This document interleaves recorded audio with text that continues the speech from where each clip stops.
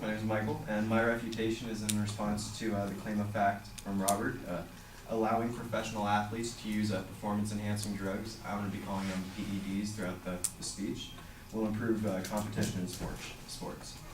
There is no doubt that steroids improve performance among their users, but what the speech failed to bring to our attention is that performance-enhancing drugs have major psychological and physical side effects.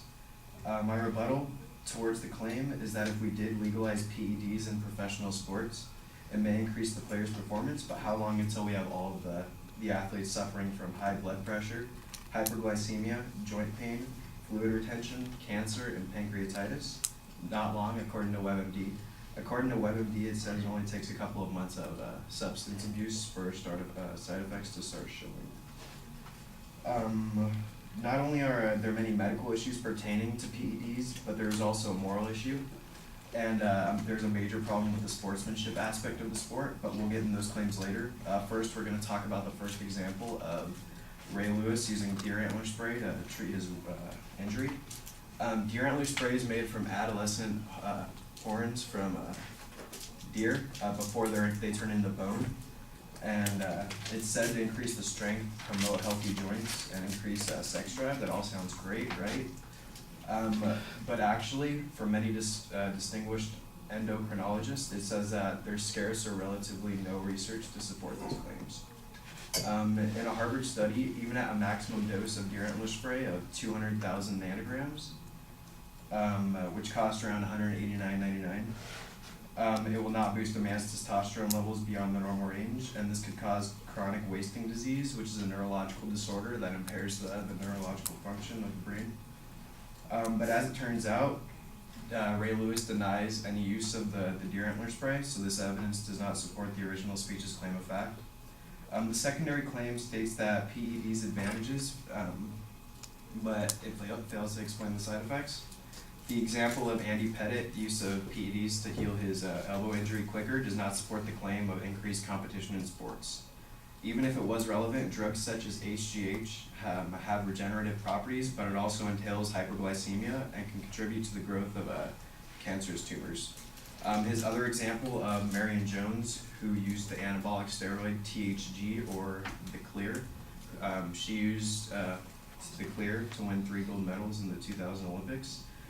But the Clear is also known as the drug that makes men more ladylike and more manlier. The claim was to show that it was a good show to watch her win these 3 medals. It may have been a show, but in 2006, when she admitted to using them, she was branded a liar, a cheat, and she lost most of her fan base, quitting her career. He had another example of Barry Bonds using THG as well. But with the use of PEDs, it will cause inequality in sports. Not only does it make it unequal, it also causes humility for other players that are doing the right thing and not using PEDs. They are getting their natural records shattered by the artificial ones. The last claim is that the fans and industry are entertained by the high level of performance. And the first supporting fact is that athletes and team owners will gain more revenue due to the increased excitement for viewers. But saying that viewers will only gain excitement from enhanced gameplay is a major generalization, because most viewers have always looked up to their athletes in their sport for their hard work and not their artificially achieved stats. Another rebuttal towards the claim is that if we allow players to use PEDs, this would force athletes who do not want to use the drugs to either stop playing the sport or take the drugs against their liking. Athletes would need to do this just to compete. There is a major difference between natural and artificial performance. It would no longer be the athlete's performance, it would just be the power of the drug, thus turning the sports industry into who can actually make the best drug and who has the biggest wallet to afford them. Thank you.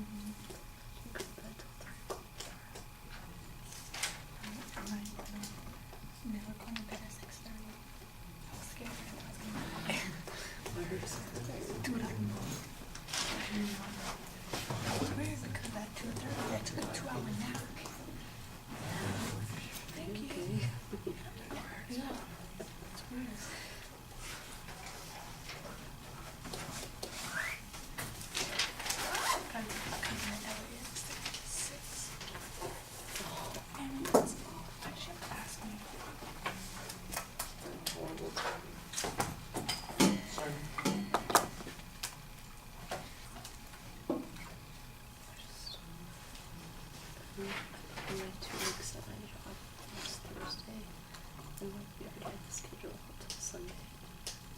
She didn't give me 3 hours last week anyway because it's not consistent. All right, Michael, there are a lot of things in the presentation that I like. There are a couple things that seem a little bit awkward, but let's start with the things that work pretty well. I think that you go right after the negative consequences of taking these drugs early on. You've got a very general statement from WebMD that lists all the negative side effects and also that suggests that these side effects occur pretty quickly. Some of the side effects probably are severe and might, for instance, shorten the careers of people. I think that might be an argument to make too, that says, hypertension is great, it's not great, and the likelihood is that somebody might be able to perform well for a year or two, but they're not going to have... How long until they're like dying on the field? Right, they're not going to have a long career. They won't be able to play more than a couple of years or something like that. So there's a way to maybe counter that argument that's going on. It's hard to tell what the impact is going to be on these kinds of things. That's where I think maybe a couple of examples would be helpful. If we know that there are athletes who did these kinds of things and maybe had some damage or a short-term career or some problem, that would be maybe a stronger way to counter that argument also. The general argument's okay. I like that idea. I think that works pretty well.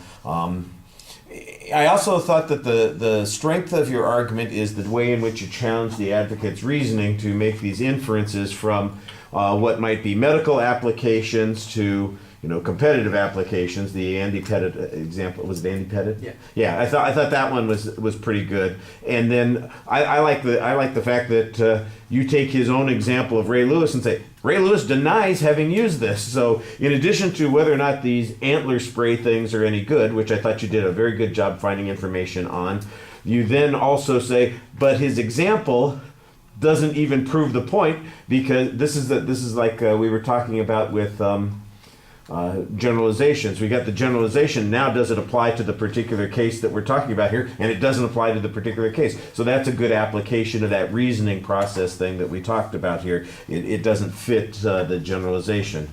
So I thought that was pretty solid there.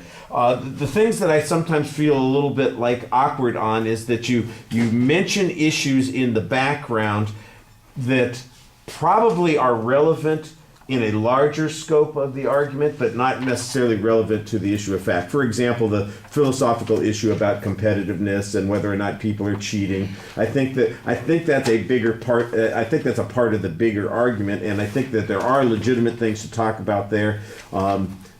If we were having a policy argument, I'd say go for all of those kinds of things and develop them a little bit more. As it is, they kind of come up in the background, and it seems like you suggest that you're going to come back to them and you don't always. And I thought that was a little bit awkward. So either don't mention them. Just once you want more, Yeah, there you go.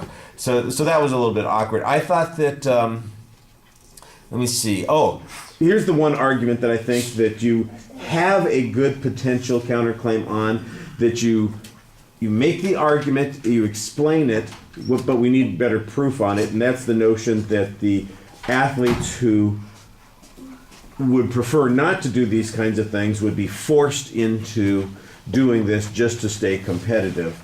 And those are just like the assumptions based if they did. Yeah, and I think you're probably right there. But you know what? Why don't you quote an athlete who says, if I'm playing on the field and some other guy's over there juicing, I'm going to be going, well, my job's going to be on the line. I'm going to have to do those kinds of things. Or maybe there are people who are already doing that, saying, I'm doing this because that's the only way I can stay competitive with these folks, in which case it has this antithetical effect that you were talking about. I think you've got the right argument there. It's just not as developed as it needs to be. All right. Thank you.